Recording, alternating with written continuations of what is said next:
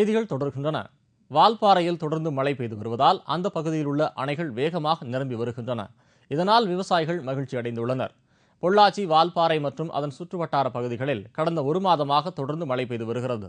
இதன் காரணமாக PAP திட்டத்தின் தொகுப்பு அணைகளான கீழ்நீரார், மேல்நீரார் போன்ற நீர்பிடிப்பு பகுதிகளில் நீர்வரத்து அதிகரித்துள்ளது. பரம்பிக்குளம், ஆழியாறு பாசன திட்டத்தின் முக்கிய அணைகளும் நிரம்பியுள்ளது. இதனால் அந்த பகுதி விவசாயிகள் மகிழ்ச்சி அடைந்துள்ளனர். ஆனால் சர்க்கார்பதி அனல் மின் நிலையத்திலிருந்து பாசனத்திற்கு தண்ணீர் கொண்டு செல்லும் காண்டூர் கால்வாய் சீரமைப்பு பணிகள் முழுமையடையாததால் அணைகள் நிரம்பியும் தண்ணீர் திறந்து விடுவதில் சிக்கல் ஏற்பட்டுள்ளது. கால்வாய் பராமரிப்பு பணிகள் விரைந்து முடித்து ஆகஸ்ட் 15ஆம் தேதிக்குள் தண்ணீரை திறந்துவிட அரசு நடவடிக்கை எடுக்க வேண்டும் என்று விவசாயிகள் கோரிக்கை விடுத்துள்ளனர். செங்கல்பட்டு அருகே விபத்தில் பாதிக்கப்பட்டவருக்கு இழப்பீட்டுத் தொகை வழங்காததால் அரசு விரைவு பேருந்து ஜப்தி செய்யப்பட்டது. செங்கல்பட்டு அருகே உள்ள ஆரப்போக்கத்தை சேர்ந்தவர் நரசிம்மன். கடந்த 2006ஆம் ஆண்டு மதுராந்தகம் அருகே அவர் மீது அரசு பேருந்து ஒன்று மோதியதில் படுகாயமடைந்த அவருக்கு காலில் ஊனம் ஏற்பட்டது. மருத்துவ சிகிச்சைக்கு பிறகு நரசிம்மன் வழக்கு தொடர்ந்ததில் அரசு போக்குவரத்து கழகம் 2,20,000 ரூபாய் இழப்பீட்டுத் தொகை வழங்க வேண்டும் என்று செங்கல்பட்டு நீதிமன்றம் 2007ஆம் ஆண்டு தீர்ப்பு கொடுத்தது. ஆனால் இழப்பீட்டுத் தொகை வழங்காததால் அரசு போக்குவரத்து கழகம் மீது மீண்டும் நீதிமன்ற அவமதிப்பு வழக்கு தொடரப்பட்டது. இந்த வழக்கில் இழப்புத் தொகை வழங்காததால் பேருந்தை ஜப்தி செய்ய நீதிபதி உத்தரவிட்டார். இதன்படி செங்கல்பட்டு டோல்கேட் அருகே சென்று கொண்டிருந்த அந்த அரசு விரைவு பேருந்தை அதிகாரிகள் ஜப்தி செய்தனர். கன்னியாகுமரி மேற்கு மாவட்ட தேமுதிக முன்னாள் செயலாளர் டி. ஜெகநாதன் கட்சியிலிருந்து நீக்கப்படுவதாக நிறுவன தலைவர் கேப்டன் விஜயகாந்த் அறிவித்துள்ளார். இதுகுறித்து இன்று அவர் வெளியிட்டுள்ள அறிக்கையில், கன்னியாகுமரி மேற்கு மாவட்ட தேமுதிக முன்னாள் செயலாளர் டி. ஜெகநாதன் கழகத்தின் கட்டுப்பாட்டை மீறி நடந்து கொண்டதாலும் கழகத்திற்கு களங்கம் விளைவிக்கும் வகையில் செயல்பட்டதாலும் இன்று முதல் கழகத்தின் அடிப்படை உறுப்பினர் பதவியிலிருந்து நீக்கப்படுவதாக கேப்டன் விஜயகாந்த் அறிவித்துள்ளார். அவருடன் கழக தொண்டர்கள் யாரும் கட்சி சம்பந்தமாக எந்தவித தொடர்பும் வைத்துக் கொள்ளக்கூடாது என்றும் கேப்டன் விஜயகாந்த் அறிவுறுத்தியுள்ளார். முதலமைச்சர் செல்வி ஜெயலலிதாவை இசையமைப்பாளர் தேவா மற்றும் பழம்பெரும் நடிகை சச்சு ஆகியோர் தலைமைச் செயலகத்தில் இன்று சந்தித்து பேசினார்கள்.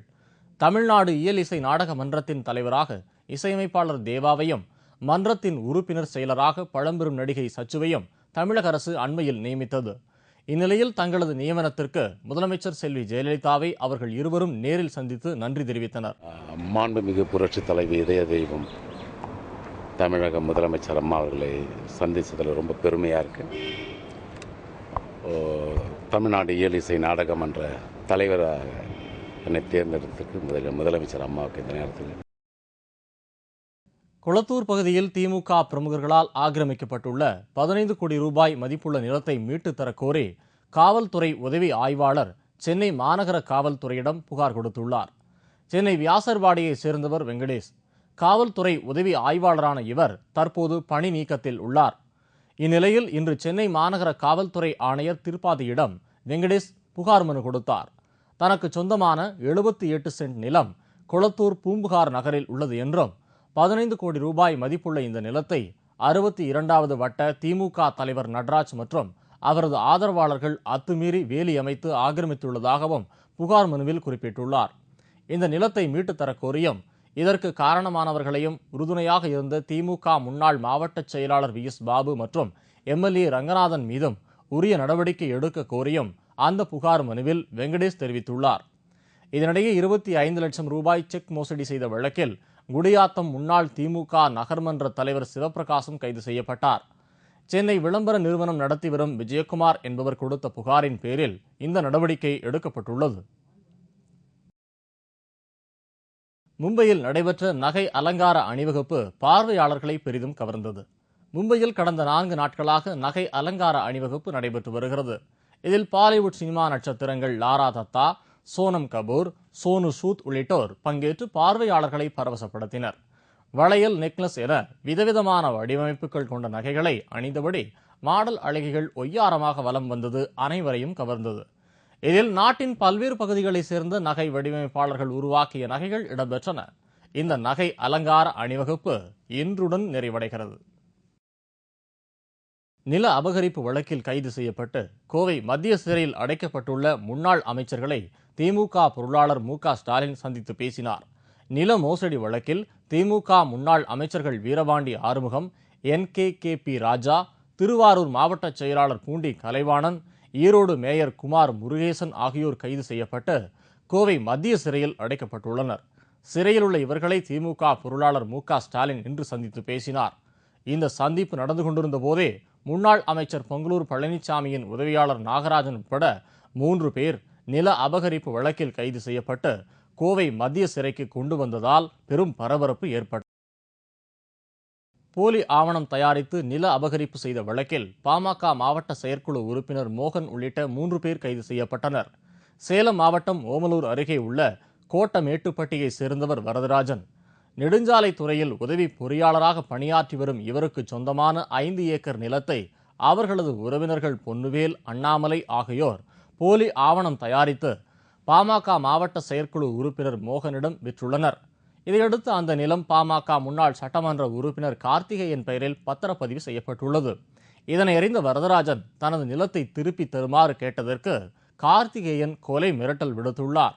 இதையடுத்து நில அபகரிப்பு குற்றவியல் தனிப்பிரிவு அலுவலகத்தில் வரதராஜன் புகார் கொடுத்ததை தொடர்ந்து பாமக மாவட்ட செயற்குழு உறுப்பினர் மோகன் மற்றும் அண்ணாமலை, பொன்னுவேல் ஆகியோரை போலீசார் கைது செய்தனர். தலைமறைவான முன்னாள் சட்டமன்ற உறுப்பினரை போலீசார் தேடி வருகின்றனர். ஏற்கனவே பாமக முன்னாள் சட்டமன்ற உறுப்பினர் தமிழரசு நில அபகரிப்பு வழக்கில் கைது செய்யப்பட்டு இருப்பது குறிப்பிடத்தக்கது. கிருஷ்ணகிரியில் குழந்தைகள் திரைப்பட விழாவை மாவட்ட ஆட்சியர் பிரகாசம் இன்று தொடங்கி வைத்தார். கிருஷ்ணகிரியில் மாவட்ட நிர்வாகம் சார்பாக பிஞ்சு நெஞ்சங்களில் புதியதோர் உலகம் எனும் திரைப்படம் இன்று முதல் திரையரங்குகளில் திரையிடப்பட்டது. திரைப்பட தொடக்க விழாவில் மாவட்ட ஆட்சியர் பிரகாசம் கலந்து கொண்டு பேசுகையில், குழந்தைகளின் நல்லொழுக்கத்தை மென்மேலும் வளர்த்து கொள்ள இதுபோன்ற நிகழ்ச்சிகள் உதவும் என்று கூறினார். இந்த திரைப்படம் இந்த ஆண்டு இறுதிக்குள் மாவட்டத்தில் உள்ள 30 திரையரங்குகளிலும் திரையிடப்படும் என்றும் மாவட்ட நிர்வாகம் தெரிவித்துள்ளது. விழாவில் ஏராளமான பள்ளி மாணவ மாணவிகள் கலந்து கொண்டு திரைப்படத்தை பார்த்து ரசித்தனர். ராமநாதபுரம் பெட்ரோல் பங்க் உரிமையாளரை கொலை செய்த குற்றவாளிகள் 2 பேர் பிடிபட்டுள்ளனர். அவர்களிடமிருந்து பயங்கர ஆயுதங்கள் கைப்பற்றப்பட்டன. ராமநாதபுரம் உச்சிப்புலியை அடுத்துள்ள பிரப்பன் வலசை கிராமத்தைச் சேர்ந்தவர் சத்வீகசீலன். இவர் அதே பகுதியில் பெட்ரோல் பங்க் நடத்தி வந்தார். கடந்த 2ஆம் தேதி இரவு பங்கை பூட்டிவிட்டு வசூலான பணத்துடன் வீட்டுக்கு சென்ற சத்வீகசீலனை படுகொலை செய்த மர்ம கும்பல் அவர் வைத்திருந்த 1 லட்சம் ரூபாய் பணத்தை கொள்ளையடித்து சென்றது. இந்த சம்பவம் தொடர்பாக தனிப்படை காவல்துறையினர் விசாரணை நடத்தியதில் புதுமடத்தைச் சேர்ந்த சிவகுமார், சூரங்காட்டு வலசையைச் சேர்ந்த ராமலிங்கம் ஆகிய இருவரும் பணத்துக்காக சத்வீகசீலனை கொலை செய்தது தெரியவந்தது. இதையடுத்து அவர்கள் இருவரையும் கைது செய்த போலீசார் அவர்களிடமிருந்து கொலைக்கு பயன்படுத்திய ஆம்னி கார் மற்றும் பட்டா, கத்தி, அரிவாள் போன்ற ஆயுதங்களை கைப்பற்றினார்கள்.